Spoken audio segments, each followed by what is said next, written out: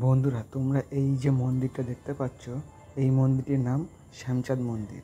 আর এটি হলো পশ্চিমবঙ্গের সবচেয়ে বড় আটচালা মন্দির। 18 থেকে 19 শতকের গোড়ার দিকে এই আটচালা মন্দির হুগলি এবং হাওড়া জেলার নির্মাণ শিল্পীদের মধ্যে বেশ জনপ্রিয় হয়ে ওঠে। তবে এই আটচালা মন্দিরগুলি অন্যান্য জেলাতেও লক্ষ্য করা যায়। এই আটচালা মন্দিরগুলো এখন বেশিরভাগই ধ্বংসপ্রাপ্ত অবস্থায় রয়েছে। তবে সেক্ষেত্রে বলা যায় এই শ্যামচাঁদ মন্দিরটির অবস্থা এখনও বেশ ভালো। এই মন্দিরটির উচ্চতা প্রায় 70 ফুট, লম্বায় 51 ফুট এবং চওড়ায় 36 ফুট। আজ থেকে প্রায় 500 বছর আগে 1726 খ্রিস্টাব্দে রামগোপাল খাঁ নামে একজন ধনী ব্যবসায়ী এই মন্দিরটি নির্মাণ করেন। মন্দিরটি সেই সময় নির্মাণ করতে খরচ হয় প্রায় 2 লক্ষ টাকা। নদিয়ার রাজা কৃষ্ণচন্দ্র রায়ের পিতা রঘুরাম রায় একসময় এই মন্দিরের প্রধান ছিলেন।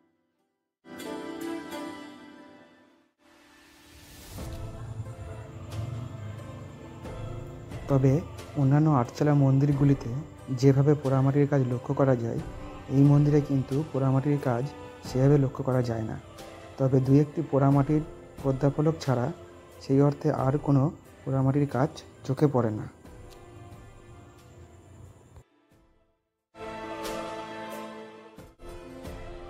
এই মন্দিরটি নদিয়া জেলার শান্তিপুর শহরে ভগবান বিষ্ণুর উদ্দেশ্যে নির্মিত হলেও এই মন্দিরের গর্ভগৃহে প্রতিনিয়ত পূজিত হয় রাধাকৃষ্ণের মূর্তি। ঐতিহাসিক ও প্রত্নতাত্ত্বিক দিক দিয়ে এই মন্দিরের গুরুত্ব অপরিসীম।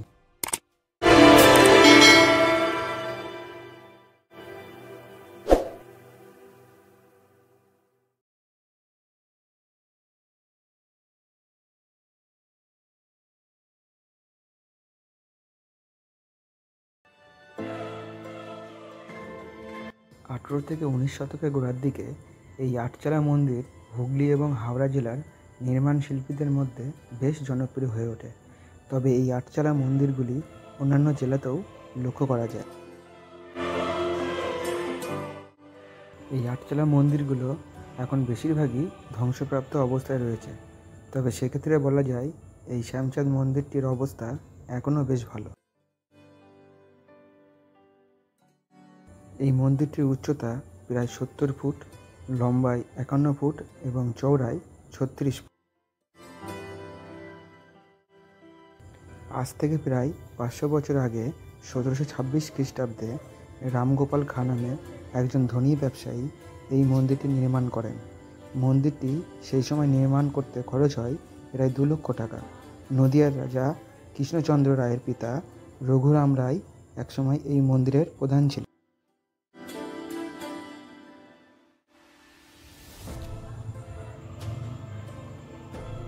তবে অন্যান্য আটচালা মন্দিরগুলিতে যেভাবে পোড়ামাটির কাজ লক্ষ্য করা যায়, এই মন্দিরে কিন্তু পোড়ামাটির কাজ সেভাবে লক্ষ্য করা যায় না।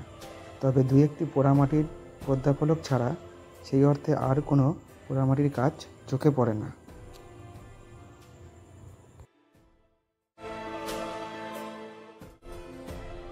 এই মন্দিরটি নদিয়া জেলার শান্তিপুর শহরে ভগবান বিষ্ণুর উদ্দেশ্যে নির্মিত হলেও এই মন্দিরের গর্ভগৃহে প্রতিনিয়ত পূজিত হয় রাধাকৃষ্ণের মূর্তি। ঐতিহাসিক ও প্রত্নতাত্ত্বিক দিক দিয়ে এই মন্দিরের গুরুত্ব অপরিসীম।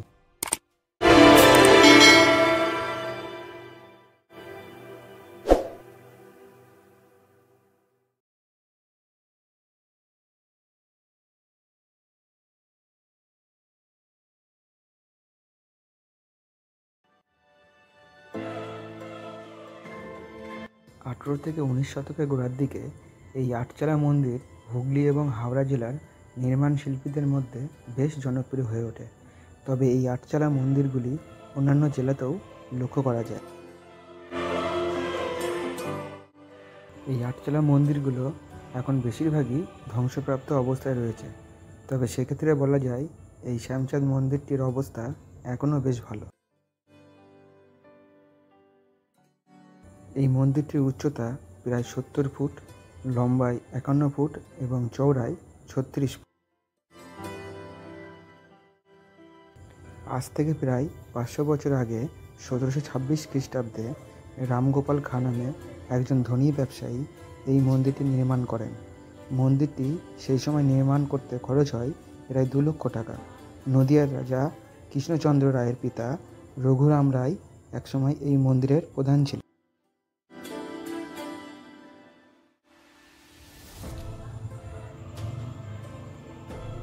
তবে অন্যান্য আটচালা মন্দিরগুলিতে যেভাবে পোড়ামাটির কাজ লক্ষ্য করা যায়, এই মন্দিরে কিন্তু পোড়ামাটির কাজ সেভাবে লক্ষ্য করা যায় না।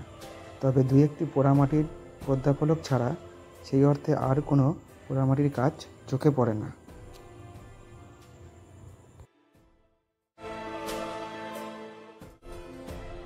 এই মন্দিরটি নদিয়া জেলার শান্তিপুর শহরে ভগবান বিষ্ণুর উদ্দেশ্যে নির্মিত হলেও এই মন্দিরের গর্ভগৃহে প্রতিনিয়ত পূজিত হয় রাধাকৃষ্ণের মূর্তি। ঐতিহাসিক ও প্রত্নতাত্ত্বিক দিক দিয়ে এই মন্দিরের গুরুত্ব অপরিসীম।